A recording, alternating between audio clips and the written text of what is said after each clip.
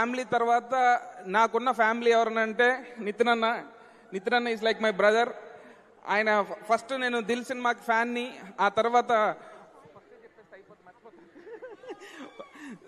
ఆయన దిల్ సినిమాకి ఫ్యాన్ని, ఆ తర్వాత నేను ఆ సినిమాకి అసోసియేట్గా పనిచేశాను. అప్పుడు నితిన్ అన్నతో పరిచయం. చెలో చూసిన తర్వాత ఆయన పిలిచి చాలా బాగా చేసామని చెప్పారు. అప్పుడు అనుకున్నాం భీష్మ ఇద్దరం కలిసి డెలివర్ చేయగలిగాము. And after that 5 years back Bheeshma వచ్చింది.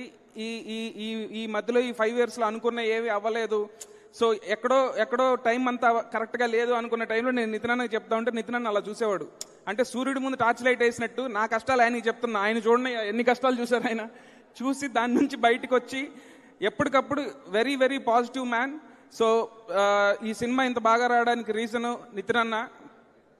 అండ్ ఈ సినిమాని ఇలా తీయగలిగాను అని అంటే రీజన్ కేవలం మా నవీన్ గారు అండ్ రవి గారు వల్ల.